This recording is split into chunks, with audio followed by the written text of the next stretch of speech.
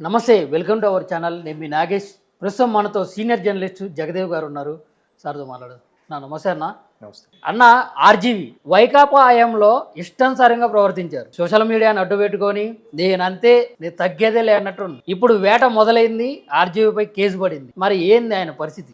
RGV అని కాదండి, మొన్న కేబినెట్ సమావేశం జరిగింది, కూటమి యొక్క కేబినెట్ సమావేశం. ఓకే. జరిగినప్పుడు ముఖ్యమంత్రి నుంచి ఉప ముఖ్యమంత్రి, హోంమంత్రి అందరూ కూడా ముక్తకంఠంతో చెప్పింది ఏంటంటే, ఈ సోషల్ మీడియా వేదికగా చేసిన కామెంట్స్ ఏవైతే ఉన్నాయో వీటన్నిటికీ మేము బాధ్యులమే అందరం. Not only Pawan Kalyan, not only Lokesh Babu, Chandrababu లాంటి వ్యక్తి కూడా ఆయన ఎప్పుడు గంభీరంగా ఏది ఎంత ఆనందం వచ్చినా చిన్న స్మైల్ ఇస్తారు, ఎంత కోపం వచ్చినా నేను చెప్తున్నాను అంతవరకే. అంతకు మించి ఆయన ఎప్పుడు అంటే దాన్ని ఏమంటారు, స్థితప్రజ్ఞత అంటారు, ఒక కంట్రోల్గా ఉంటాడు ఆయన. ఓవర్ యాక్టింగ్ ఉండదు, ఓవర్గా ఈ స్పీచ్లు ఉండవు, ఓవర్గా బరస్ట్ అయిపోవడం కూడా ఉండదు.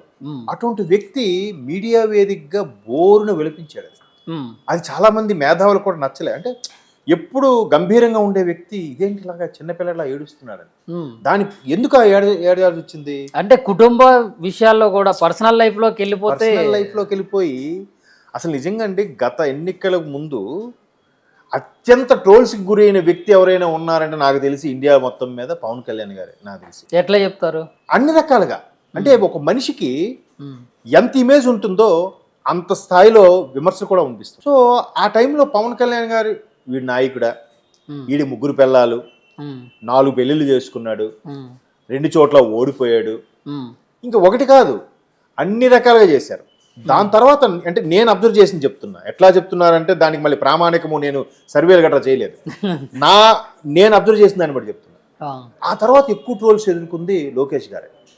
పప్పు, వీడు అసలు మాట్లాడమే రాదు, వీడు నాయకుడా, చంద్రబాబు లాంటి వ్యక్తి కడుపును పుట్టాడు కాబట్టి ఏదో లేకపోతే కార్పొరేట్గా కూడా పనికిరాడు, ఇంకా రకరకాలుగా ఎంత చేసిన వ్యక్తి. ఆఖరికి ఆయన లోకేష్ తల్లిని కూడా అసెంబ్లీ సాక్షిగా అవమానించారు. అవును అవును, చంద్రబాబు గారు అందుకే కదా ఏడ్చింది. ఆ స్థాయిలో మాటలు తప్పు కదా, ఏదైనా ఉండొచ్చు. ఇప్పుడు మొన్న రీసెంట్గా ఇక్కడ సురేఖ గారు కూడా కొన్ని వ్యాఖ్యలు చేశారు. అవును, అది ఎంత దుమారం రేపిందో తెలుసు. అవును, ఇప్పుడు ఆవిడ కూడా హైలీ మెచ్యూర్డ్ పర్సన్, ఇప్పటి నుంచో మంత్రిగా రాజశేఖర రెడ్డి గారు హయాం నుంచి కూడా ఉన్న మనిషి కదా. ఆవిడ కూడా కొంచెం మీరు ఎన్ని వేషాలు వేసారో మాకు తెలుసు, ఇండస్ట్రీని కూడా ఎలా ఆడుకున్నారో మాకు తెలుసు అని పేర్లు ఎత్తకుండా మాట్లాడేసి ఉంటే ఏ ప్రాబ్లం లేదు. మరి పర్సనల్ గా నేమ్స్ మెన్షన్ చేసి మీరు పలానా దీనికి దాన్ని పంపించమని అడిగారు, ఇట్లా మరీ డెప్త్కి వెళ్ళిపోయి ఎక్స్ట్రీమ్ లెవెల్కి వెళ్ళిపోయి మాట్లాడడం అనేది తప్పు. అంటే నన్ను ఎవరు ఏం చేయలేరన్న అహంకారం అంటారా? ఇప్పుడు అలాగే ఉందిగా, ఎవరు ప్రభుత్వం ఉంటే మాకేం కాదులే. ఇప్పుడు గత ప్రభుత్వంలో ఎట్లా మాట్లాడారంటే, జగన్మోహన్ రెడ్డి నెక్స్ట్ రాబోయే 30 ఏళ్ళ వరకు ఈయనే సీఎం, మాకు ఇంక తిరుగులేదు, మనల్ని ఎవరు రాపేది అన్నట్టుగా బీభత్సంగమైన కామెంట్స్ చేశారు. అంతెందుకంటే రీసెంట్గా జగన్మోహన్ రెడ్డి గారి తల్లి గారిని విజయమ్మను కూడా అవమానించారు, చూసారా? అవునవును. వర్రా రవీందర్ రెడ్డి అనే వ్యక్తి నిజంగా ఆయన మనిషి, షర్మిలాని కూడా వదిలిపెట్టలేదు, పుట్టుక మీద కూడా అన్నారే. పోనీ ఎంత అయిందా? ఎంత అయినాక కనీసం అధినేత జగన్మోహన్ రెడ్డి గారు కానీ, జగన్మోహన్ రెడ్డి గారి టీంలో మాజీ మంత్రులు కానీ ఒక్కరైనా ఖండించారండి? చూడండి, కారణం తిరిగి ఊరికి అక్రమ కేసులు పెడుతున్నారు కూటమి వాళ్ళని ఆవిడని వెనకేసుకొచ్చారే గాని అంత అంటే రాజకీయమే ముఖ్యమా తల్లి చెల్లి కన్నా కూడా? చూడండి అసలు. ఓకే, మరి అలాంటి వాళ్ళని మనకి ఎవడేం కాదులే, మా అయితే అరెస్ట్ అవ్వదు, బయటకు వస్తాం అనే ధీమాగా ఉన్న వాళ్ళకి ఏదో సొల్యూషన్ చూడాలిగా. అవును. సో మొన్న కూటమి కలిసినప్పుడు, మంత్రుల కేబినెట్ సమావేశం అయినప్పుడు దీనికి మేధావులతోని లేదా ఆ సోషల్ మీడియా ఫోరం వాళ్ళతో మాట్లాడి దీనికి ఏంటి సొల్యూషన్, దీన్ని సుమోటోగా స్వీకరించొచ్చా, దీన్ని కేసు వేస్తే ఏమైనా ఉంటుందా, వీగిపోతుందా, కోర్టులకు వెళ్తే పనికొస్తుందా రాదా, అన్ని రకాలుగా ఆలోచించి నిర్ణయం తీసుకున్నారు. వేట స్టార్ట్ చేశారు. వేట స్టార్ట్ అయిందో లేదో బోరుగడ్డ అనిల్ గారు అరెస్ట్ అయ్యారు. బోరుగడ్డ అనిల్ గారు అరెస్ట్ అయిన తర్వాత ఒక్కరు కూడా సానుభూతి కానీ వెళ్ళి కలవడం కానీ చేయలేదు. బహుశా అది జ్ఞానోదయం అయినట్టుంది. శ్రీరెడ్డి గారు ఎక్స్లోకి వచ్చి గతంలో ఏదో అనేశాను, సారీ లోకేష్ గారు, సారీ పవన్ కళ్యాణ్ గారు, సారీ హోంమంత్రి అని చిన్న పాజిచ్చి అనితా గారు అని అన్నారు. మరి ఆవిడ ఉద్దేశం నాకు తెలియదు.